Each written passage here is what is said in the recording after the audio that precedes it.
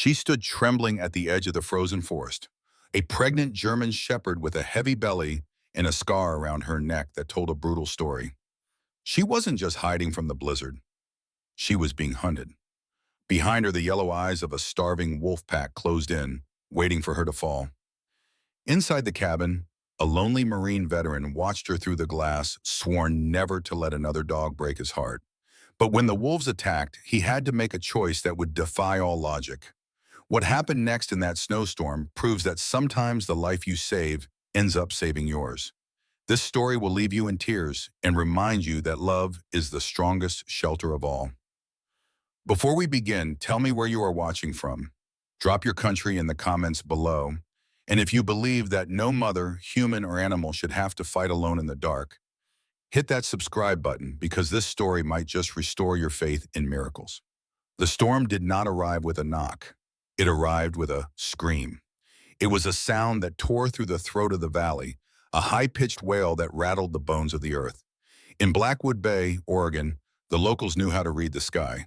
And for days, the gray had been deepening, pressing down like a bruised thumb against the horizon. But this was different. This was a bomb cyclone, a meteorological beast that had spiraled off the Pacific, turning the usually stoic coastline into a churning cauldron of white violence.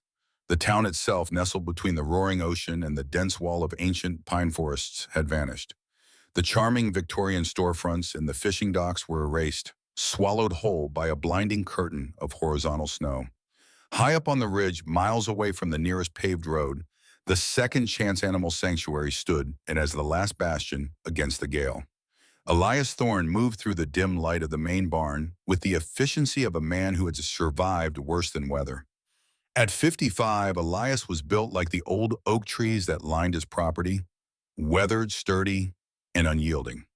His hair was a steel gray, cropped close in a military cut that defied the years since he had worn a uniform. His face was a map of deep lines etched by sun, wind, and the kind of silence that comes after too much noise. He wore a heavy canvas jacket that smelled of wood smoke and motor oil, his movements precise as he hammered a loose board against the rattling window frame. "Easy now," he murmured to the animals huddled in the stalls behind him. The sanctuary housed the unwanted, the broken, and the old. There was Barnaby, a blind goat who chewed cud rhythmically in the corner, unbothered by the apocalypse outside. There was Luna, a one-eyed barn cat who sat perched on a hay bale, her remaining yellow eye tracking the dust mows. And there were the pfus, a dozen of them, mostly mixed breeds and seniors, curled tight in their kennels, sensing the drop in pressure. Elias finished the latch and wiped his hands on a rag. The barn was secure. The heat lamps were humming, fighting a brave war against the encroaching freeze. He checked the generator gauge one last time, his routine a shield against the anxiety that tried to creep into his chest. He was alone here. He had always been alone here, and usually he preferred it that way. But tonight the isolation felt heavy. It felt like a weight. He pushed open the heavy side door to make the short, treacherous trek to his living quarters, a converted garage adjacent to the main house. The wind hit him like a physical blow, nearly knocking him off his boots. Ice crystals stung his cheeks like shrapnel. He lowered his head, squinting through the whiteout, his breath snatched away the moment it left his lips. He reached the sanctuary of his small living space, stomping the snow from his boots. The room was sparse, utilitarian, a coat, a wood stove, a wall of books, and a solitary armchair. It was the room of a man who needed little and asked for less. He moved to the large north-facing window to check the perimeter. Visibility was near zero, a swirling vortex of white chaos. But then the wind shifted. For a brief second, the curtain of snow parted, revealing the dark, jagged line of the forest edge about 50 yards away. The trees were thrashing, black skeletons dancing against the white. And there, standing where the forest met the clearing, was a ghost. Elias froze. He leaned closer to the cold glass, his breath fogging the pain. He wiped it away with a rough hand. It wasn't a ghost. It was a demog. It was a German shepherd, large but emaciated, its silhouette stark against the snow. It stood absolutely still, a statue of misery in a world of motion. Its coat, which should have been a proud saddle of black and tan, was matted with ice and mud, hanging off its frame in ragged clumps. The dog's head was low, its ears flattened against its skull, its tail tucked so far between its legs, it seemed to disappear. A sharp electric jolt of pain shot through Elias's chest. It wasn't a heart attack. It was a memory. Suddenly, the white snow of Oregon vanished, replaced by the blinding sun of the Kandahar province. The smell of pine was gone, choked out by dust and cordite. He heard the panting, rhythmic, strong, reassuring. He looked down in his memory and saw Gunnar. Gunnar had been a Belgian Malinois shepherd mix, a creature of pure muscle and loyalty. Gunnar had been his eyes, his ears, his soul in a place where humanity went to die. Elias remembered the heat, the sudden crack of the sniper rifle, and the blur of motion as Gunnar launched himself not at the enemy, but at Elias, knocking him to the ground just as the bullet tore through the space where Elias's chest had been. Gunnar had taken the round. He had died in the dust, his blood soaking into Elias's uniform, his eyes never leaving Elias's face until the light faded from them. No, Elias thought, squeezing his eyes shut, forcing the desert away. Not again. I can't do this again. That was why he ran a sanctuary for goats, for old beagles, for three-legged cats, but never a shepherd, never a working dog. The reflection was too close. The mirror was too painful. He opened his eyes. The dog was still there. The wind howled, a mournful sound that seemed to beg for entry. The dog took a step, then faltered. Its front leg buckled, but it caught itself. It was terrified. Elias could see it even from this distance. This was a creature that knew the cruelty of man. It was looking at the cabin, not with hope, but with calculation. Is the danger in there worse than the death out here? Elias grabbed his binoculars from the hook by the door. His hands, usually so steady, trembled slightly as he brought them to his eyes. He adjusted the focus, the lenses cutting through the gloom. The dog leaped into clarity. She, it was a female, was starving. Her ribs were like the rungs of a ladder beneath the wet fur. But her belly. Elias lowered the binoculars, his mouth going dry. She was swollen, low, slung, heavy. She's pregnant, he whispered to the empty room. She wasn't just fighting for her own life. She was a vessel carrying a future through a storm designed to extinguish it. She was trembling so violently he could see the vibrations ripple through her flank. Why wasn't she moving? Why was she just standing there exposed? Elias raised the binoculars again, scanning the tree-line behind her. The forest was dark, a tangle of shadows, but shadows didn't have eyes. There, 10 feet back, blended perfectly with the bark and the gloom, were the shapes. They were low to the ground, moving with a fluid, liquid grace that domestic dogs had lost 10,000 years ago. The coy wolves, they were a hybrid horror, the size of wolves, but with the cunning and lack of fear of the coyote. In Blackwood Bay, they were the apex predators when the bears were sleeping. Their coats were a muddled gray-brown, wet and sleek. Elias counted 2 pairs of eyes, then 3, then 4. They were yellow, glowing like sulfur lamps in the dark. They weren't attacking yet. They were waiting. They were patient executioners. They knew the German shepherd was weak. They knew she was heavy with pups. They were simply waiting for the cold to knock her down so they wouldn't have to fight. The shepherd knew it too. She turned her head, glancing back at the trees, then returned her gaze to the cabin. She was trapped in the kill zone. Behind her, a pack of hunters. In front of her, the unknown territory of a human, a species that, judging by the scar clearly visible on her neck, even from this distance, had hurt her before. She stood in the buffer zone, that thin strip of land between the wild and the tame. To stay was to die. To run was to trigger the chase. Elias lowered the binocular slowly. The wind rattled the window frame, screaming like a banshee. He looked at his warm wood stove. He looked at the heavy door that was bolted shut against the world. He had rules: protocol, quarantine, emotional distance.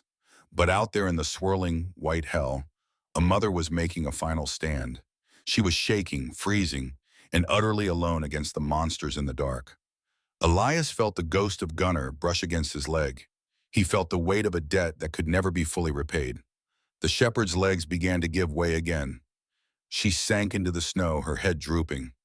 The yellow eyes in the forest moved closer, stepping out from the treeing. "Not on my watch," Elias growled. The silence of the room shattered as he turned away from the window, reaching not for his coffee, but for the handle of the door. The bolt of the heavy rolling door felt like ice against Elias's palm. For a heartbeat, his hand froze on the chain hoist.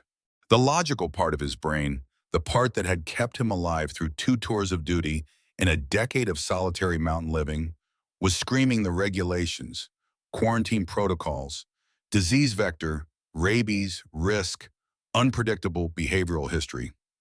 Opening this door meant inviting the chaos of the wild into the controlled sterility of his sanctuary. It was reckless.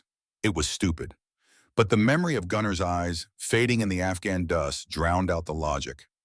Elias gritted his teeth and hauled on the chain. The gears of the door shrieked, a metal-on-metal cry that pierced the roaring wind. He didn't open it fully, just enough to create a 3 FFT gap between the concrete floor and the bottom of the steel slats.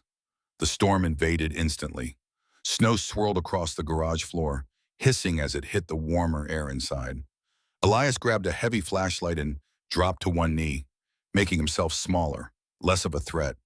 He aimed the beam into the white void outside. "Come on," he shouted, his voice nearly swallowed by the gale. "In here. Move." Outside, the German shepherd's was a silhouette of trembling exhaustion. She had fallen to her belly in the snow, her legs spled. The coy wolves had closed the distance. They were no longer hiding in the treeing. 3 of them were in the clearing now, moving in a loose, confident formation. They were lean, rangy creatures, their fur a matted tapestry of gray and rust.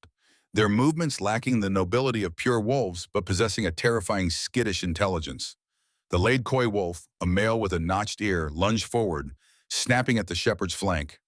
The shepherd let out a sharp yelp, scrambling sideways, but the heavy snow trapped her.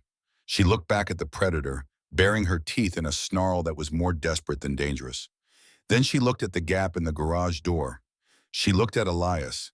It was a split-second calculation. The devil you know versus the devil you don't. The teeth behind her were certain death. The man in the light was a gamble. She chose the gamble. With a surge of adrenaline that must have cost her the very last of her reserves, she gathered her heavy swollen body and lunged toward the light. The lead coy wolf snapped again, his jaws closing on the fur of her tail, but she ripped free, scrabbling over the ice. She threw herself under the rising metal door, sliding across the concrete floor of the garage like a hockey puck. Elias immediately yanked the chain down. The heavy door rattled shut, slamming into the concrete with a finality that severed the connection to the storm. Silence returned, heavy and sudden, broken only by the muffled howling of the wind outside and the ragged, wet breathing of the animal on his floor. Elias didn't move. He stayed crouched, keeping his breathing steady. "You're okay," he said, his voice dropping to the low, rumbling register he used for the traumatized goats. "You're safe. Hold the line." The dog lay on her side, panting so hard her ribs threatened to crack. Now that she was under the harsh fluorescent lights of the garage, Elias could see the full extent of her condition. She was skeletal, her hip bones jutting out sharply beneath a coat that was dull and caked with frozen mud. But her belly was distended, tight and round with life. She lifted her head weakly, her brown eyes locking onto him. They were dilated with terror, but she didn't growl. She was too tired to fight him. Elias moved slowly, sliding across the floor on his knees rather than standing up and towering over her. He stopped 3 feet away. "Let's see what we've got here," he murmured. He reached out a hand, palm up, stopping inches from her nose. She flinched, closing her eyes as if expecting a blow. When no blow came, she cautiously opened them. She didn't sniff his hand, she didn't have the energy, but she let her head sink back onto the cold concrete. Elias's gaze traveled from her nose down to her neck, and his heart hammered against his ribs. There was no collar, but there was a memory of one. Around her neck, hidden partially by the matted ruff of fur, was a raw, hairless band of pink, scarred skin. It wasn't a clean surgical line. It was jagged and deep, the skin puckered and shiny. It was the mark of a chain that had been too small, left on for too long, growing into the flesh as the dog grew, until someone had finally, brutally cut it off. Elias felt a cold fury rise in his gut, hotter than the wood stove in the corner. This wasn't a wild animal. This was a prisoner of war. She hadn't run away. She had escaped. "You're not a stray, are you?" Elias whispered, his voice thick with an emotion he hadn't let himself feel in years. "You're a survivor." He looked at her, seeing the nobility in her suffering. She reminded him of the Norse myths his grandfather used to read to him, of the Valkyries, of the warriors who endured. "Ray," he said softly, "we'll call you Freya, goddess of love and war." Freya let out a long, shuddering sigh, her eyelids drooping. She was slipping into unconsciousness, her body finally accepting that the chase was over. But the war wasn't over. A heavy thud shook the metal of the garage door, then another, then the sickening sound of claws scratching against steel. Elias's head snapped up. The fury in his guts solidified into cold tactical resolve. The coy wolves hadn't left. They were testing the perimeter. They could smell the blood from the nip on her tail. They knew their prey was just inches away, behind a barrier they didn't understand. "Stay here, Freya," Elias commanded. Though the dog was already asleep, he stood up, his knees cracking, and walked to the gun cabinet bolted to the far wall. He punched in the code and pulled out his Remington 870 pump-action shotgun. He bypassed the bow of lethal buckshot and reached for the shells marked with red tape, rocks, non-lethal, but it stung like hellfire. He wasn't here to kill nature, but he needed to teach it a lesson about boundaries. He cycled the action. Chuck, chuck, the sound echoing loudly in the enclosed space. He went to the side personnel door, not the big rolling one. He took a deep breath, braced himself against the wind that was waiting to punch him, and threw the door open. The storm raged, but through the swirling snow he saw them. They hadn't scattered. The pack was right there. 5 of them now circling the driveway. They looked up as he stepped onto the small concrete pad, their yellow eyes reflecting the garage light. They didn't run. They paused, evaluating him. In the wild, size mattered, and Elias was big, but they were many. "Wrong house," Elias growled. He didn't aim at them directly. He aimed at the snowbank just in front of the lead male. He pulled the trigger. Boom! The muzzle flash lit up the night like a lightning strike. The spray of rock salt exploded into the snow, peppering the lead wolf's paws and chest. The animal yelped, a high-pitched sound of shock and pain, and scrambled backward, slipping on the ice. The rest of the pack flinched, their cohesion broken. They turned and scattered toward the treeing, their tails tucked. Elias racked the slide again.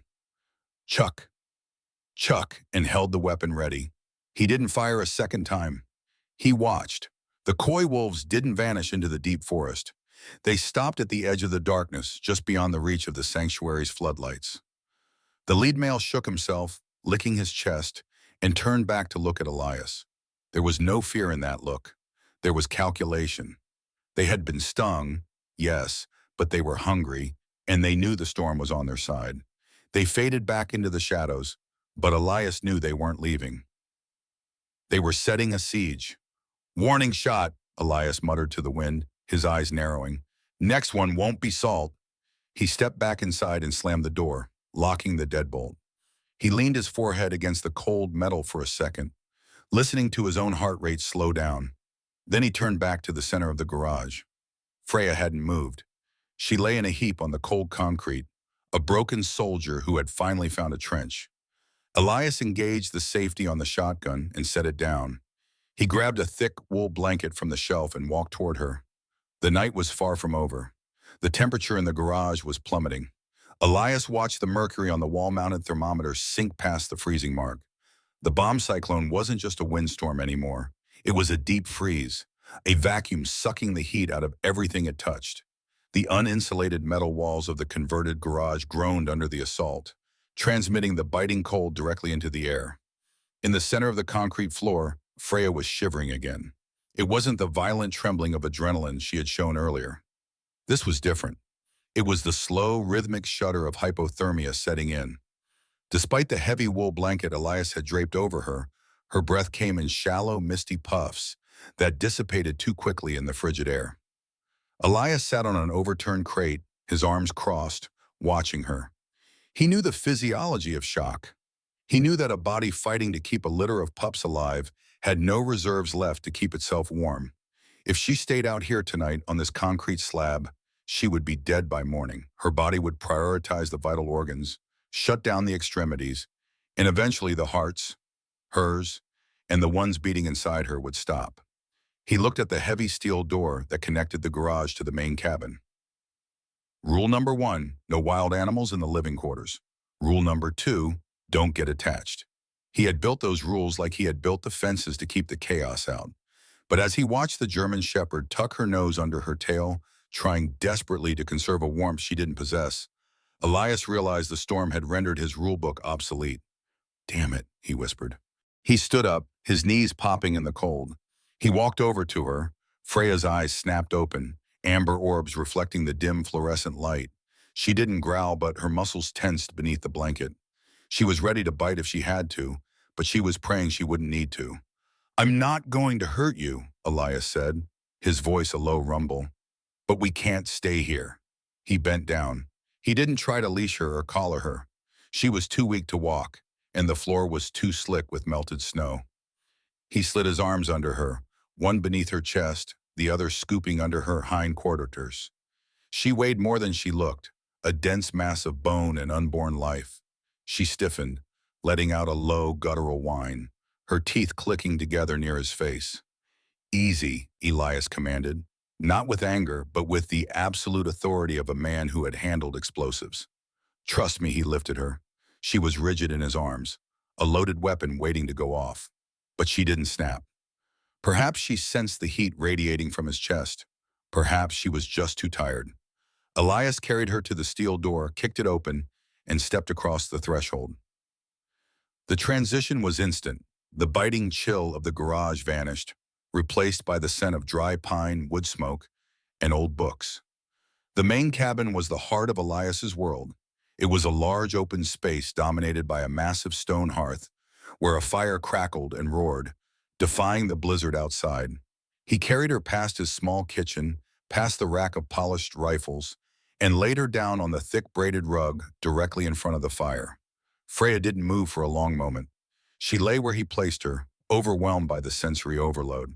The heat washed over her like a physical wave. Her nose twitched, taking in the smells, not the metallic tang of fear and blood, but the rich, earthy aroma of safety. Elias stepped back, giving her space. He went to the kitchen and grabbed his own emergency radio, turning the dial, static. White noise hissed through the speaker, broken only by the occasional pop of atmospheric interference. He tried the weather band static. He tried the local emergency frequency. Nothing. The heavy snow in the mountains had created a Faraday cage, cutting them off from the rest of humanity. "Just us then," Elias muttered. He turned off the radio. The silence that followed was profound. The wind still screamed outside, but in here, the thick logs of the cabin muffled it to a dull roar. The only sounds were the popping of the spruce logs in the fire and the settling of the house. Elias moved to the stove. He had a pot of beef stew simmering, his dinner for the last 2 days. He ladled a portion into a ceramic bowl, adding a splash of cold water to cool it down. He walked back to the hearth. Freya watched him approach. Her head was up now, her ears swiveling. The heat was working. Her shivering had stopped, replaced by a cautious curiosity. Elias set the bowl down 5 feet away from her. Then he did something crucial. He didn't stand over her, watching her eat. He retreated. He walked to his battered leather armchair on the other side of the hearth, grabbed a book from the side table and sat down. "Go ahead," he said, not looking at her. "It's not MREs, but it'll do." For a long minute there was no sound, then the faint lap, lap, lap of a tongue against ceramic. She was eating fast, desperate gulps. Elias opened the book. It was a worn paperback copy of the Odyssey. He had read it a dozen times, a story about a soldier trying to get home, battling monsters and gods, only to find that home wasn't quite the same when he got there. He began to read aloud. He didn't read for the story, he read for the rhythm. He knew that in the silence, a mind, human or animal, could spiral into panic. The sound of a voice could be an anchor. "Tell me, O Muse, of that ingenious hero who traveled far and wide after he had sacked the famous town of Troy." His voice was growly, a baritone roughened by years of shouting over helicopter rotors, and then years of speaking to no one. but it was steady. Freya finished the bowl. She licked the bottom clean, then looked at Elias. He kept reading, his eyes on the page, his posture relaxed. Many cities did he visit, and many were the nations with whose manners and customs he was acquainted. The firelight danced on the walls, casting long, flickering shadows. Freya lowered her head onto her paws. Her eyes, heavy with exhaustion, tracked Elias. She watched his chest rise and fall. She listened to the cadence of his words. Time stretched. The logs burned down to glowing embers, and Elias tossed another on. The storm raged on, a distant fury that couldn't touch them here. Elias read until his throat felt dry. He closed the book and set it on his lap. His own eyelids were growing heavy. The adrenaline of the confrontation with the wolves had faded, leaving behind a bone-deep weariness. He leaned his head back against the chair, closing his eyes. "Sleep, girl," he whispered. "I've got the watch," he drifted. It wasn't a deep sleep, but the light doze of a century. He was aware of the wind, the fire, the creak of the floorboards. Then he felt it. Movement. Close. Instinct flared. Elias didn't flinch, but his muscles tightened.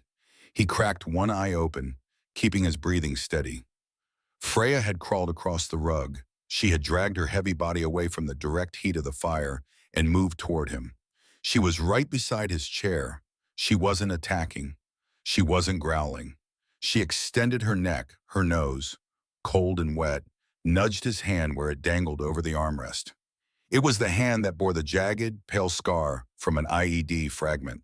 The same hand that had held the gun, the shovel, and the burying cloth for Gunnar.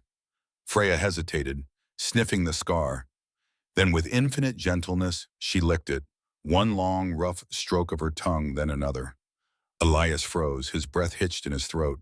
It was a gesture of grooming, of care. In the language of her species, it was an offering. She had smelled the old pain on him, or perhaps she simply understood that the hand that fed her was also a hand that had known suffering. She didn't ask for a pet. She didn't wag her tail. She simply acknowledged him. Elias slowly turned his hand over. He didn't pull away. He let her clean the invisible wounds on his skin. "Yeah," he whispered, his voice cracking slightly. "I know it's a long road back." Freya let out a deep sigh, the tension finally leaving her spine. She didn't retreat to her side of the rug. She curled up right there at the foot of his chair, pressing her back against his boots. She rested her chin on her paws and closed her eyes. Elias looked down at the sleeping wolf dog, then at the fire. The silence in the cabin had changed. It was no longer the empty, hollow silence of a man hiding from the world. It was a companionable silence, the kind that exists between two soldiers who have survived the battle and found a foxhole for the night. Outside, the blizzard battered the walls, trying to find a way in. But for the first time in years, the cold didn't reach Elias. The wind shifted shortly after midnight. For hours, the gale had hammered the north face of the cabin, stripping away heat, but keeping the chimney draft clear. But as the eye of the bomb cyclone wobbled over the Oregon coast, the pressure dropped violently. The wind swirled, curling back on itself, driving a massive cornice of heavy, wet snow off the steep roof. It didn't crash down with a thunderous boom. It slid, a silent, suffocating avalanche that slumped over the stone chimney cap. Inside, the fire in the hearth didn't die immediately. It gasped. The smoke, finding its escape route, choked, curled back down the flue. It wasn't the thick black smoke of a house fire. It was thinner, insidious. And with it came the invisible killer, carbon monoxide. The colorless, odorless song spilled into the living room, heavier than the warm air, pooling along the floor where the man and the dog slept. Elias was dreaming. In the dream, he wasn't in Oregon. He was back in the Helmand province, but the geography was wrong. The desert sand had turned into liquid. He was sinking into a vast, dark ocean. The water wasn't cold. It was lukewarm and viscous like oil. It filled his mouth and nose, not choking him, but simply replacing the air. He looked up toward the surface. He could see the shimmer of the sun miles above. Floating there were faces. He saw Gunnar, his old K9, paddling in circles, barking soundlessly. He saw Corporal Miller, a kid from Ohio with freckles and a nervous laugh who hadn't made it home. Miller was waving, his mouth moving, forming words Elias couldn't hear. "Wake up, Sarge," Miller seemed to say. "You're drifting." Elias tried to swim, but his arms were made of lead.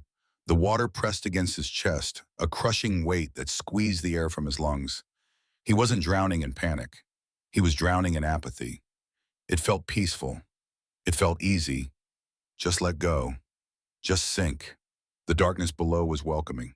It promised an end to the noise, an end to the cold, an end to the memories.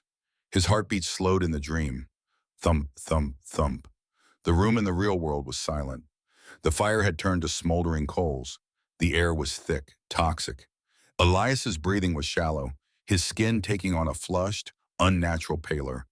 He was slipping away, the oxygen in his blood replaced by the poison, cell by cell.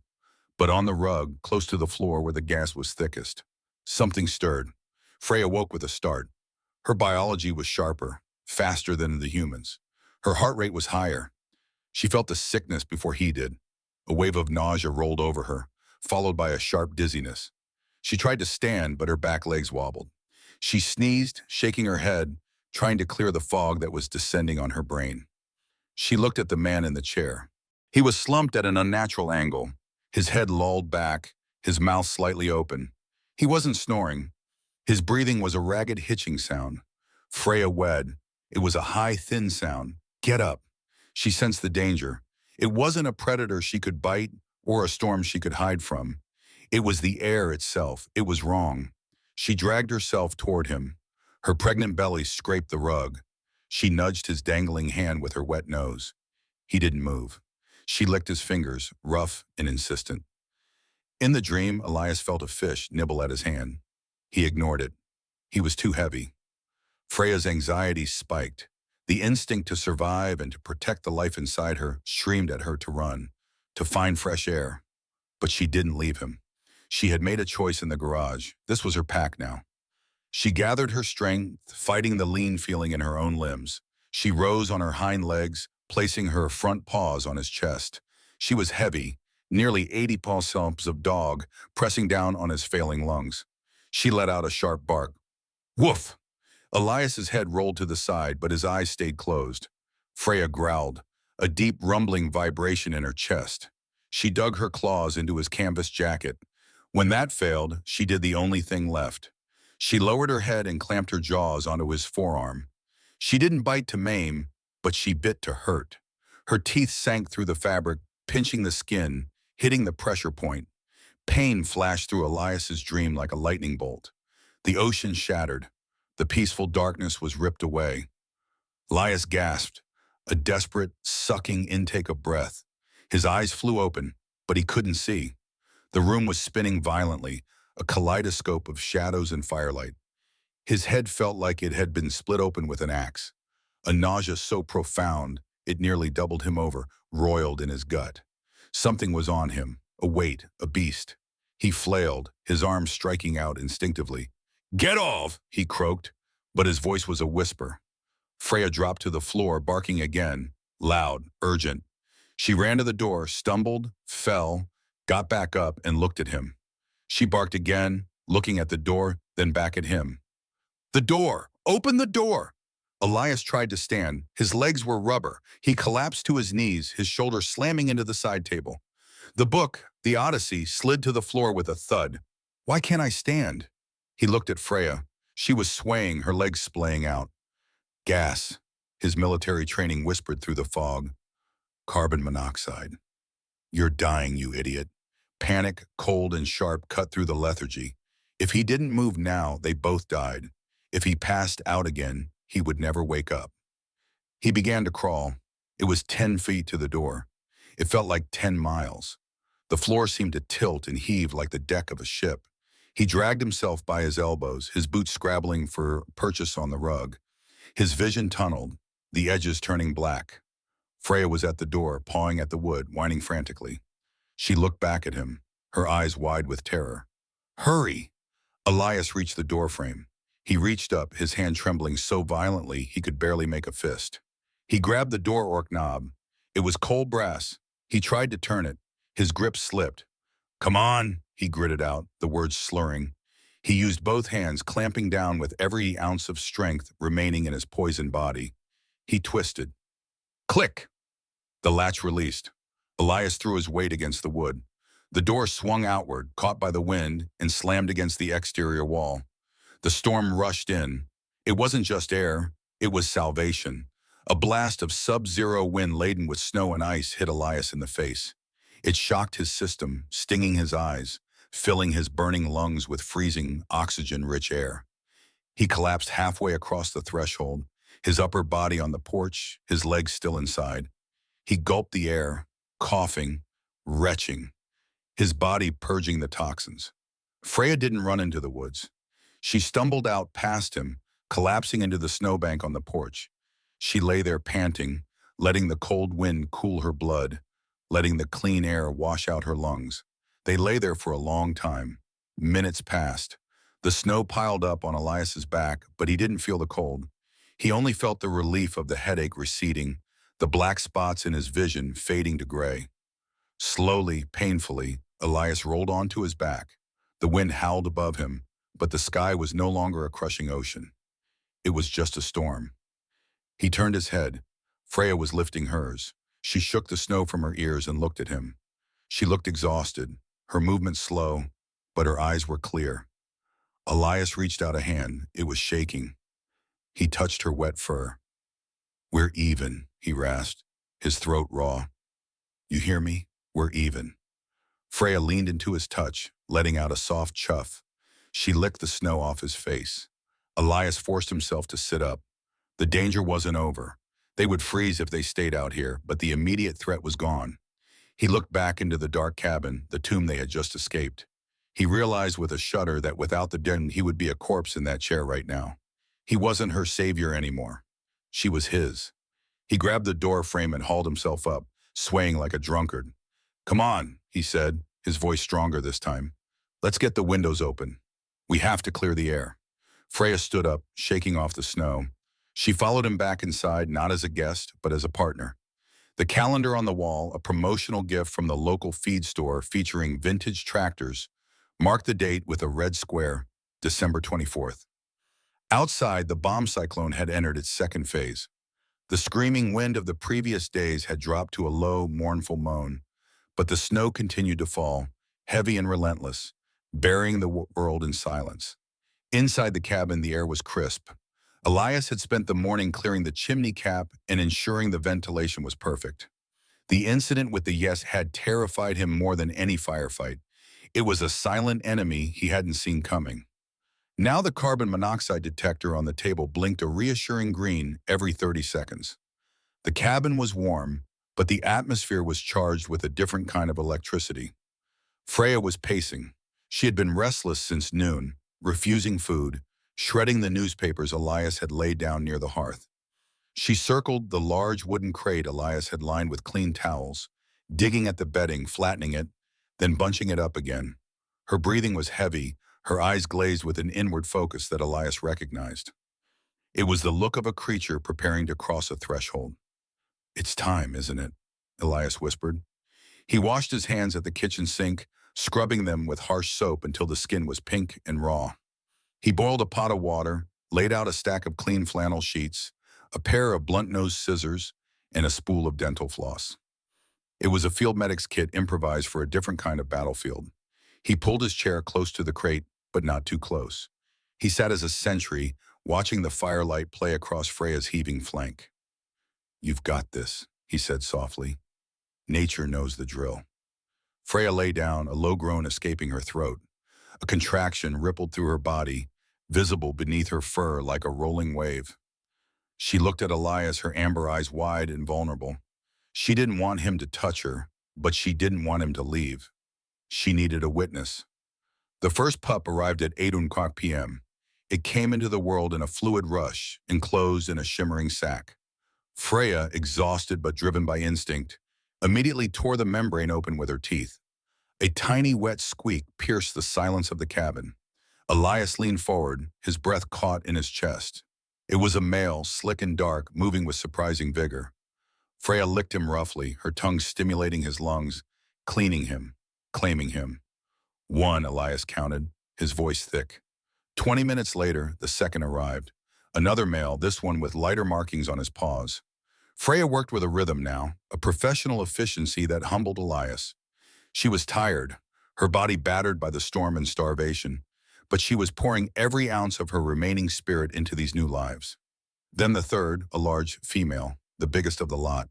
She squirmed and cried loudly, demanding her place at the milk bar. The tea cabin, once a tomb of loneliness, was suddenly filled with sounds. The wet rasp of the mother's tongue, the tiny, high-pitched mooing of the pups, the crackle of the fire. Elias watched, mesmerized. For decades, his hands had been tools of destruction. They had held rifles, detonators, and the bloody bandages of dying men. He had associated the smell of iron and blood with death. But here, in the dim light of Christmas Eve, the same metallic scent filled the room. Yet it meant life. It was a rewriting of his own history, a cleansing of the stain on his soul. "You're doing good, Freya," he murmured. "You're a good mama." The clock on the mantel ticked past midnight. It was officially Christmas. Freya lay her head down, panting heavily. Her eyes were closing. She seemed done. The three puppies were nursing contentedly, a row of tiny twitching tails. But Elias, watching her abdomen, saw one last ripple. "Not done yet," he said, standing up. Freya groaned. She tried to push, but her strength was gone. The contraction was weak. She looked at Elias, her head lolling back, her tongue hanging out. She was fading. "Come on, girl," Elias urged, stepping into the whelping box, his knees on the towels. One more push. "Fight," she tried. With a shuddering effort, she expelled the final puppy. But this one didn't move. It slid out still inside the sack, limp and gray. Freya sniffed it, nudged it with her nose, but she didn't tear the sack. She didn't have the energy. She laid her head back down, her eyes closing. She had nothing left to give. "No," Elias said. "No, you don't." He didn't think. He acted. His hands moved with the muscle memory of a corpsman. He grabbed the puppy, his fingers tearing the membrane open in a split second. He cleared the fluid from the tiny mouth and nose with the tip of his pinky finger. The puppy was cold. It was terrifyingly still. It was a male, smaller than the others, the runt. "Breathe," Elias commanded. He puffed the tiny body in his large, calloused hands. It fit entirely within his palm. He brought the puppy to his mouth and covered both its nose and mouth with his lips. He puffed, a tiny, gentle breath, no more than a whisper of air. Terrified he would burst the fragile lungs. "Puff! Wait, nothing!" The puppy hung limp like a wet rag.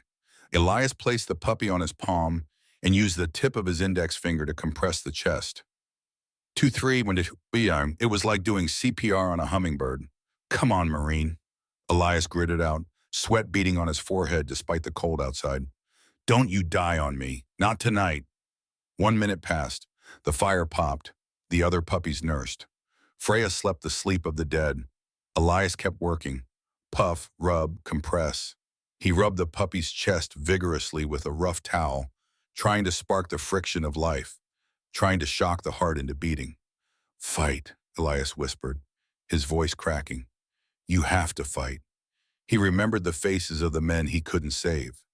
The ones who had slipped away while he held them just like this. He felt the old darkness rising.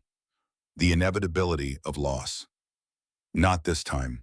He gave another breath, a slightly harder puff, and then a twitch. It was so faint, Elias thought he imagined it, but then he felt it against his palm. A shudder, a tiny rib cage expanded. The puppy gasped. It was a wet, ragged sound, followed by a cough. Fluid expelled from the nose. The gray tongue turned a pale shade of pink. "That's it," Elias cried, tears suddenly blurring his vision. "That's it." The puppy took another breath, then another, and then it let out a cry. It wasn't the strong demand of his siblings. It was a squeak, weak and defiant. Freya's head snapped up. The sound of her distress had pierced her exhaustion. She looked at Elias, her ears pricked. Elias sat back on his heels, trembling. He held the puppy against his cheek for a second, feeling the warmth returning, the tiny heart battering against his skin like a moth against a lantern. He was weeping openly now, silent tears tracking through the soot and grime on his face. He hadn't cried for Gunnar. He hadn't cried for his wife in years, but he cried for this. He lowered the puppy to Freya. She immediately began to lick him, her rough tongue massaging life into his limbs. He rooted around, blind and instinctual, until he found his place amongst his brothers and sisters. Elias sat there on the floor, surrounded by bloody towels and the smell of new life. He looked at the window. The storm was still there, but it didn't matter. Inside, there was peace. He reached out and touched the smallest puppy with one finger. "You almost didn't make it," Elias whispered, "but you're here." He looked at the calendar again. Christmas Day, a day of miracles. "Hope," Elias said. "Your name is Hope." He stood up slowly, his legs numb, his heart full. He walked to the window and looked out at the dark forest. Somewhere out there, the wolves were hungry. Somewhere out there, the world was cold and cruel. But in here, 4 hearts were beating that hadn't existed yesterday. Elias Thorne, the soldier who thought his watch was over, realized he had just been given a new mission. The peace that settled over the cabin was fragile. A thin veneer of calm stretched over a cauldron of exhaustion. It was 3 a.m. The storm, having spent its fury, had finally retreated into a sullen, low-hanging grayness. The wind no longer screamed.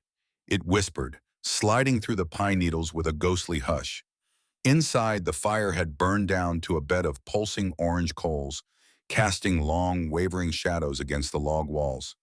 Elias sat on the floor, his back against the heavy oak armchair, his head tipped back. He was drifting in that twilight state between sleep and wakefulness, his body heavy with the unique fatigue that comes after a medical crisis. In the whelping box, the rhythm of life continued. Soft suckling sounds, tiny squeaks, the rhythmic rasp of Freya's tongue cleaning her brood. The smell in the room was primal. Wet fur, pine smoke, and the heavy metallic scent of birth. To Elias, it smelled like a miracle. To the creatures outside, it smelled like dinner. The pack had not left. The coy wolves had been circling the perimeter for hours, ghosts in the snow. They were starving. The bomb cyclone had buried the deer, frozen the rabbits in their burrows, and turned the forest into a wasteland. Hunger was a physical pain, a sharp knife twisting in their guts. And now, cutting through the cold air, came the scent of new blood, vulnerable blood. The lead male, the one with the notched ear Elias had peppered with rocks, salt 2 nights ago, paused near the woodpile. He tested the air. The salt burns on his chest still stung, but the pain was distant compared to the gnawing emptiness in his belly. He looked at the cabin. The lights were dim. The man was quiet. The garage door was steel.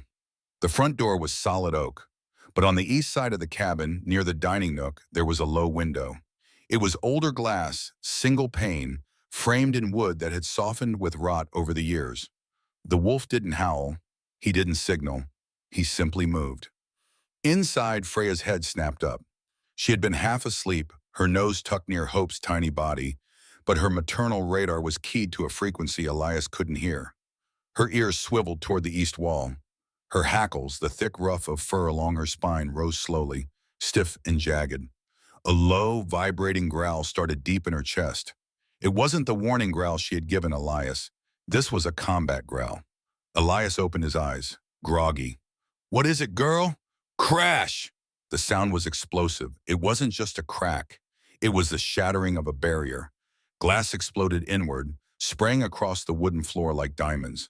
A rush of freezing air blasted into the warm room, carrying a cloud of snow and the stench of wet, wild musk. Elias scrambled to his feet, his boots slipping on the rug. "Contact!" his mind screamed, the old military override kicking in instantly. Through the broken window, a gray blur launched itself into the room. The lead coy wolf hit the floor with a heavy thud, sliding on the polished wood, claws scrabbling for purchase. He was huge, his winter coat making him look twice his size. His lips curled back to reveal yellow saliva-slicked fangs. He didn't look at Elias. His eyes locked instantly on the wooden crate near the hearth. The pups.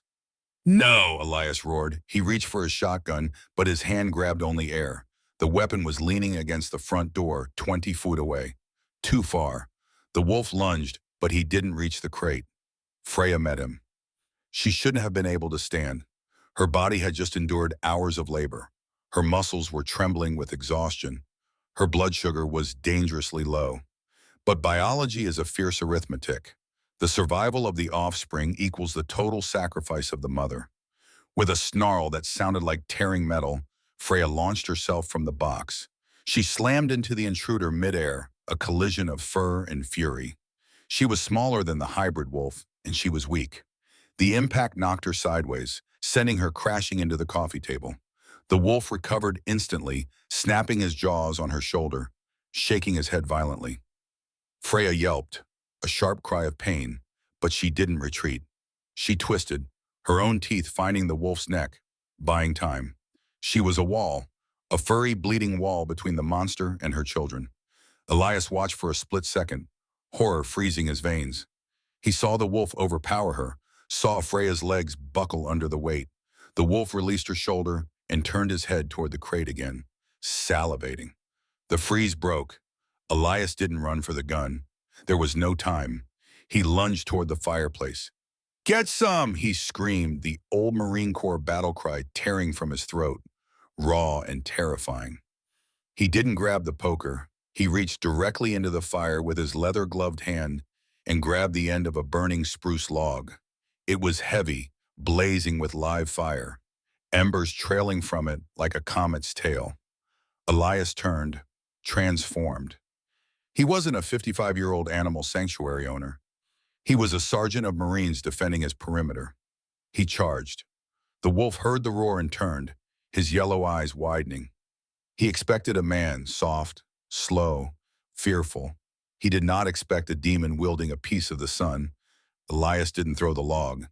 He swung it like a baseball bat, warm. The burning wood connected with the wolf's flank. Sparks exploded in a shower of orange fireworks. The sound of singing fur and the thud of impact filled the room. The wolf shrieked, a sound that was entirely unwolf-like, a high-pitched scream of shock and pain. The fire terrified him more than the blow. The smell of his own burning hair sent a primal panic signal straight to his brainstem. "Get out!" Elias bellowed, stepping forward, swinging the log again. "Get out of my house!" He didn't stop. He stepped over Freya, placing his body directly between her and the threat. He stood tall, the burning log held high, smoke swirling around him like a cloak. The wolf scrambled backward, his paws slipping on the glass and the rug. He snapped at the air, confused, terrified. He looked at the window, then at Elias, then at the fire in the man's hand. Elias took another step, thrusting the torch forward. "Move." The wolf broke. The predator vanished, replaced by a frightened animal. He turned and scrambled frantically for the window, leaping through the jagged frame, cutting his belly on the glass in his haste to escape the madman and his fire. Elias rushed to the window. He saw the pack outside, 3 other shadows waiting in the snow. They saw their leader come tumbling out, yelping, smelling of smoke. Elias cocked his arm and hurled the burning log through the broken window.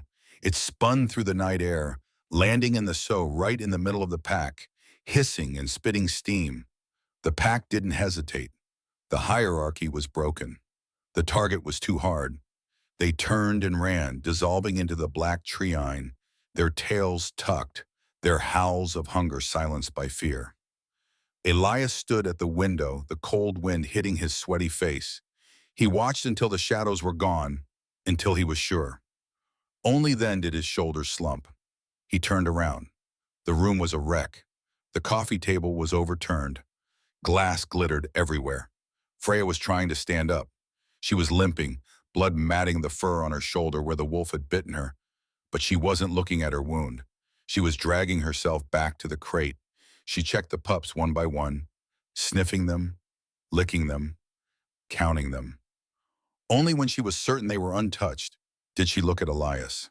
Elias walked over to her, his knees shaking now that the adrenaline was fading. He dropped to the floor beside her, ignoring the glass shards. "You crazy girl," he whispered, his voice trembling. "You crazy, brave girl." He inspected her shoulder. It was a nasty gash, but not deep enough to hit the artery. It would need stitches, but she would live. Freya leaned her head against his chest. She let out a long, heavy sigh. She was shaking, not from cold, but from the crash of the fight. Elias wrapped his arms around her neck, burying his face in her fur. He didn't care about the blood. He didn't care about the cold air pouring into the room. He had defended them, but she had held the line until he could. We held the perimeter, Elias murmured into her ear, using the language of his old life to describe their new reality.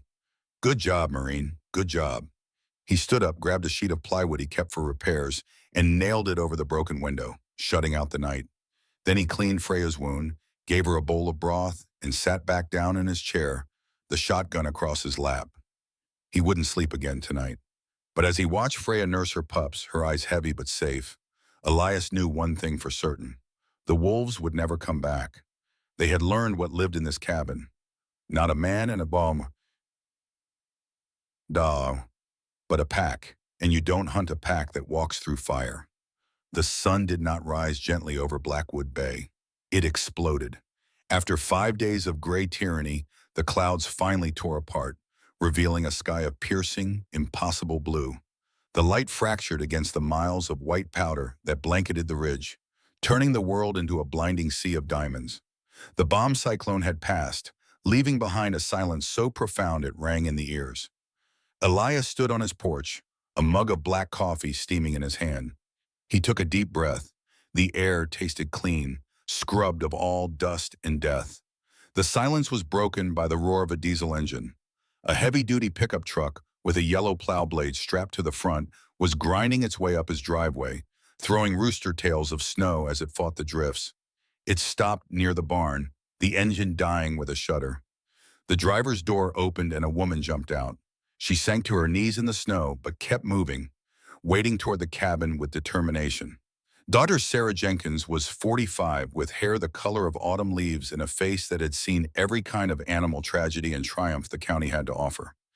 She wore a neon orange parka that made her look like a beacon in the white landscape. She carried a heavy medical bag in one hand and a bag of high-calorie dog food in the other. "Elias," she shouted, her breath pluming. "You alive in there?" The radio tower went down. "We thought you were buried." Elias stepped down to meet her, offering a hand to pull her up the steps. "I'm still here, Sarah. Hard to kill a weed." Sarah looked at the boarded-up window, then at the blood stain on the porch where Freya had rested after the gas incident. Her eyes narrowed. "You had a hell of a night, didn't you?" "Come inside," Elias said. "There's someone you need to meet." When Sarah stepped into the warm cabin, she stopped dead. Freya was lying by the hearth, her head resting on her paws. Around her belly, 4 tiny shapes were nursing, making soft, rhythmic suckling sounds. At the sight of the stranger, Freya didn't growl. She watched Sarah with a calm, regal intensity, but she didn't rise. She knew she was safe here. Sarah dropped her bags. "Oh my God," she whispered. She crouched down, her professional demeanor melting into pure wonder. "A shepherd out in that storm?" "She broke in," Elias said, leaning against the doorframe, crossing his arms to hide the tremor in his hands. "Wolves were chasing her. We had a disagreement with them." Sarah looked at the plywood over the window, then at the stitched wound on Freya's shoulder. She moved closer, her hands gentle and efficient. She checked Freya's gums, her temperature, the stitches Elias had put in. "You did good work, Elias," she said softly. "These stitches are neat, Marine Corps neat." She turned her attention to the puppies. She weighed them, listened to their tiny hearts. 3 males, 1 female. They're strong, surprisingly strong, given what the mother went through. She stood up, brushing dog hair from her knees. She looked at Elias with a serious expression. "Look, Elias, this is amazing, but you know the protocol. This isn't a shelter for domestic dogs. You're set up for goats and old barn cats." Elias nodded, his jaw tightening. "I know you want to take them," Sarah sighed. "I want to, but I can't. Not yet." She gestured to the snowed-in road. "The clinic is overflowing with storm cases. And these pups, their immune systems are 0. Moving them now in this cold, with the stress, it would kill them, especially the runt." She pointed to Hope, who was buried under his brother's ear. "They need 8 weeks," Sarah said firmly. "They need to wean. They need to socialize. And she pointed to Freya, needs to heal without the stress of a kid." She looked Elias in the eye. "Can you do it? Can you foster them for 2 months? I'll come back with the transport van when the snow melts and the roads are clear. Then we'll take the whole family to the center and find them forever homes." Elias looked at the puppies. He looked at Freya. He felt a trap closing around his heart. a trap he had walked into willingly. Yeah, he said, his voice rough. I can do 8 weeks. The weeks that followed were not measured in hours, but in inches of growth. The cabin, once a monastery of silence and order, descended into chaotic joy. By week 2, the eyes opened. The milky blue gaze of the puppies turned the world from darkness into shape and shadow. They began to explore. By week 4, they were terrorists. Storm, the largest male, was a brute. He chewed the leg of Elias's coffee table. He wrestled the broom. He attacked Elias's bootlaces with the ferocity of a tiger. Windy and Thunder were a team, conspiring to drag towels off the rack and shredding them into confetti that covered the living room floor. And then there was Hope. The runt didn't play like the others. While his siblings wrestled in a pile of yips and growls, Hope would trot over to where Elias sat reading. He would sit on Elias's foot, leaning his tiny weight against the leather boot. When Elias walked through the cabin, Hope followed, a small, stumbling shadow, always 3 in behind his heel. Elias found himself doing things he hadn't done in 20 years. He laughed. One evening he was on the floor, letting the puppies crawl over him. Storm was tugging on his ear. Thunder was asleep on his stomach. Freya sat nearby, watching with a benevolent tolerance, her tail thumping a slow rhythm on the floor. You guys are a mess, Elias chuckled, the sound foreign in his own throat. A total fooar situation. He looked up and caught his reflection in the dark window. The man staring back didn't look like the haunted recluse of Blackwood Bay. The lines around his eyes had softened. The perpetual tension in his shoulders had dropped. But with every sunrise, the dread grew. He had a calendar in the kitchen. Every night before he turned out the lights, he crossed off a day. And the red ink felt like he was bleeding time. He told himself it was for the best. I'm too old for a dog, he thought. I travel light. I have ghosts. A dog deserves a family with kids and a backyard and no PTSD. He tried to distance himself. He stopped letting Hope sleep in his lap. He spoke to Freya in crisp command tones. Sit. Stay down. She obeyed. Of course, she was a working dog, but she looked at him with those amber eyes that saw right through his armor. She knew he was lying. The snow melted. The green shoots of spring pushed through the mud. The roads cleared. The 8 weeks were up. The morning Sarah returned, the sky was gray again. A soft spring rain falling on the metal roof. This time she didn't come in the pickup. She came in a large white van with Oregon Animal Rescue stenciled on the side. To Elias, it looked like a hearse. He had the puppies ready. They were weaned, chunky, and boisterous. He had packed a small bag of the kibble they were used to. Sarah walked in smiling.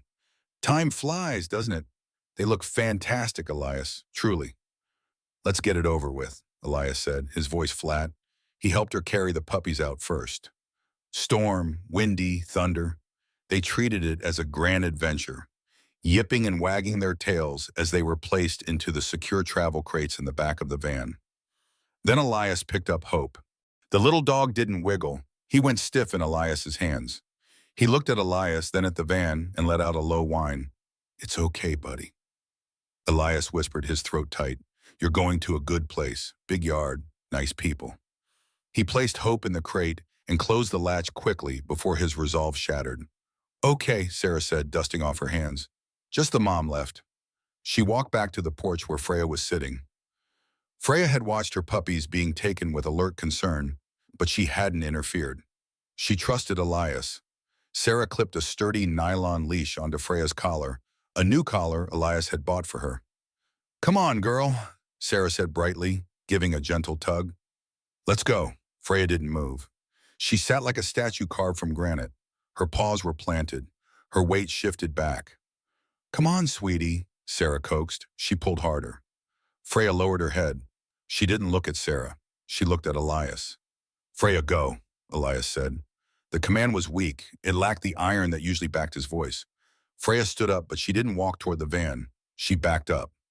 Sarah was surprised by the strength of the animal. Whoa, she's strong. Sarah stepped forward to shorten the lead. Freya reacted instantly. She twisted her head with a violent practice snap. The cheap clip on the shelter leash, worn from years of use, couldn't hold the torque of a German shepherd who had fought off wolves. Snap. The metal broke. The leash went slack in Sarah's hand. Freya didn't run away. She ran too. She bolted past Sarah, bounding up the porch steps. She circled behind Elias and pressed her body against the back of his legs. She peeked out from behind his thigh, her ears pinned back, her teeth bared in a low, rumbling warning directed straight at the vet. It wasn't a growl of aggression. It was a growl of possession. This is my human. I fought for him. I bled for him. You don't take the pack leader. Sarah stood on the gravel holding the broken leash. She looked at the dog. Then she looked at Elias. She saw the way Freya was leaning into him, desperate to anchor him to the earth. She saw the way Elias's hand had instinctively dropped to rest on the dog's head, his fingers burying themselves in her fur. Sarah's professional mask crumbled. A soft smile touched her lips.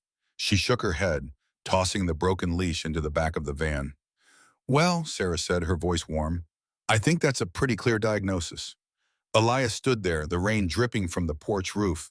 He looked down at the puppy who was willing to fight the world to stay at his heel. He tried to speak, to offer some excuse to say he couldn't keep her, but the words died in his throat. His eyes burned. He took a shuddering breath. Yeah, Elias choked out. I think it is. He looked at Sarah. Leave the crates. Sarah raised an eyebrow. Elias, leave Hope, Elias said, his voice gaining strength. The runt. He's got attachment issues. He won't make it in a shelter. Sarah laughed. It was a bright, happy sound. I was hoping you'd say that. I already filled out the paperwork for 2 just in case. She walked to the van, opened the crate, and scooped up Hope. The puppy sprinted across the yard the moment his paws hit the gravel, scrambling up the stairs to tackle Elias's boot. Elias knelt down, gathering the 2 animals into his arms. The rain fell. The van idled, but the storm inside him was finally over. The dawn had come. Spring in Blackwood Bay did not tiptoe in. It arrived with the force of a green explosion. The snow, which had seemed eternal just months ago, had retreated to the highest peaks of the Cascades. The valley floor, once a monochrome canvas of white and gray, was now a riot of color. Purple lupines and fiery red Indian paintbrush lined the driveway to the cabin. The air, previously sharp enough to cut glass, was now thick with the scent of thawing earth, pine resin, and wild honeysuckle. Elias Thorne stood in his workshop, a small shed detached from the main cabin. The air inside smelled of cedar shavings and linseed oil. He was sanding a piece of wood, a slab of reclaimed driftwood he had hauled up from the beach years ago, waiting for the right project. He ran his hand over the grain. It was smooth, warm to the touch. Through the open door, he could hear the sounds of his new life.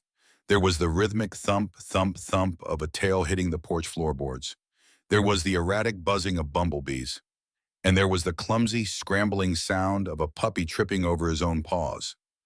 Today was a good day. It was the day the circle closed. Around noon, the crunch of tires on gravel announced visitors. It wasn't just Sarah's van this time. It was a convoy. Elias wiped his hands on a rag and walked out into the sunlight. Sarah Jenkins stepped out of her vehicle, grinning. Behind her were 2 other cars. Special delivery, Sarah called out. We figured since you did the hard work, you deserve to meet the new recruits. The doors opened and Elias watched his grandkids spill out, followed by their new families. Storm, the brute of the litter, had grown into his paws. He trotted out on a leash held by Marcus Vance, a man in his 60s with a prosthetic leg and a hat that read Vietnam veteran. Marcus moved with a cane, but his grip on the leash was iron. Storm, who had chewed everything in Elias's house, walked beside Marcus with a strange instinctive gentleness, matching his pace to the man's limp. He's a tank, Elias, Marcus said, shaking Elias's hand. Just what I needed. Keeps me steady. From the second car emerged Elena Rodriguez, a former Army combat medic with a sleeve of tattoos and a bright, infectious laugh. She opened her back door and Wendy and Thunder tumbled out in a tangle of limbs. They were inseparable, a whirlwind of energy. They're perfect, Elena beamed, kneeling to let the 2 dogs wash her face with enthusiastic tongues. My kids are going to go nuts. We've got a big ranch down in the valley. These 2 are going to have 10 acres to patrol. Elias stood on his porch watching the scene. A few months ago, the presence of so many people would have sent him retreating into his shell. He would have felt exposed, defensive. But today he just felt proud. He looked down at Freya. She was sitting beside him, her shoulder pressing against his thigh. She watched her offspring with alert ears, but she didn't move toward them. She checked Marcus. She checked Elena. She sensed they were good people. She looked at Elias, asking for confirmation. "It's okay," Elias murmured, resting his hand on her head. "They've got their own squads now." Freya relaxed. She had done her job. She had brought them into the world, fought off wolves to protect them, and fed them until they were strong. Now she let them go. The afternoon was spent in a haze of barbecue smoke and storytelling. For the first time in a decade, there was laughter on the ridge. Veterans swapped stories, not the dark ones, but the funny ones, the ones about bad cow and good dudes. Elias found himself talking about Gunnar without his throat closing up. He realized that the memory of Gunnar wasn't a weight anymore. It was a foundation. As the sun began to dip below the tree, painting the sky in bruises of purple and gold, the cars packed up. Marcus saluted Elias through the window as he drove off with Storm riding shotgun. Elena waved, Windy and Thunder barking their goodbyes from the back seat. Sarah was the last to leave. She leaned against the door of her van, holding a clipboard. "So," she said, her voice dropping to a softer register, "the others are settled. That leaves the paperwork for the residents." She handed the clipboard to Elias. It was the official adoption contract. Name of adopter, Elias Thorne. Name of animals, Freya, adult GSD. Hope male GSD mix. Elias looked at the paper. It was just ink and wood pulp, but it felt heavier than a rifle. It was a binding contract with the future. It was a promise that he wasn't going anywhere, and neither were they. He pulled a pen from his pocket. He didn't hesitate. He signed his name in bold, jagged script. "Done," he said, handing it back. Sarah smiled, tucking the board under her arm. "I won't charge you the adoption fee, Elias. I think you've paid in full." She climbed into her van and drove away, leaving a trail of dust that settled slowly in the evening light. Silence returned to the cabin, but it wasn't the empty silence of winter. It was a full silence, rich with presence. Elias turned to his workshop. He picked up the slab of driftwood he had been sanding. He carried it to the front gate where the old peeling sign hung askew. "Second Chance Sanctuary, Temporary Intake." He took a crowbar and pried the old sign loose. It clattered to the ground, a relic of a time when he thought he was running away, stationed for the broken. He realized now that he had been the one waiting for a second chance. He lifted the new sign. He had carved the letters deep, burning the edges to make them stand out against the pale wood. He drove the screws in, the drill whining in the quiet air. The Thornpack S25. He stepped back and nodded. It wasn't poetic. It wasn't flowery. It was accurate. He walked back to the porch and sank into his heavy oak armchair. His bones were tired, but it was a good tired, the fatigue of a day well spent. Freya patted over. She didn't circle. She didn't pace. She simply collapsed at his feet, letting out a long, groaning sigh of contentment. She rested her heavy head on Elias's boot, her amber eyes closing. She was off duty. And then there was hope.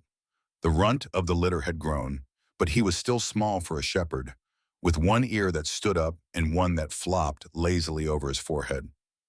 He was currently in the middle of the yard, engaged in a high-stakes pursuit of a yellow swallowtail butterfly. The butterfly fluttered just out of reach, dancing on the breeze. Hope bounded after it, tripping over a dandelion, rolling in the grass, sneezing and scrambling back up with undeterred optimism. He barked at the sky, a high, joyous sound that echoed off the trees. Elias watched him. He watched the way the setting sun caught the gold in the puppy's fur. He watched the way Freya's side rose and fell in deep, dreamless sleep. He looked at his own hands. The scars were still there. The memories were still there, but they were no longer the only things he held. He reached down and stroked the velvet softness of Freya's ears. She twitched, but didn't wake. "Welcome home, partner," Elias whispered into the twilight. The wind sighed through the pines, a sound like a long-held breath finally being released. The camera of the mind pulled back, rising higher and higher. It drifted up past the porch, past the new sign on the gate, rising above the tree, and below the cabin was just a warm spark of light in the vast, darkening wilderness. A tiny island of peace in a wild ocean. But it was strong, it was guarded, And for the first time in a very long time, it was full of love. The screen faded to black, leaving only the sound of a puppy barking at a butterfly and the steady beating heart of the forest. Sometimes the walls we build to protect ourselves don't just keep the pain out, they keep the love out too. Elias thought he was saving a stray dog from the storm, but in truth, the dog was sent to save him from his own loneliness. In our daily lives, we often fear the unexpected or the broken, thinking we don't have enough strength to carry another's burden. But as this story shows, when we open our door to kindness, we aren't just giving a second chance to someone else. We are often giving a second chance to ourselves. No matter how dark the winter gets, love will always find a way to bring the spring back. If Elias and Freya's journey touched your heart today, please take a moment to hit the like button and share this story with a friend who might need a reminder that they are never truly alone.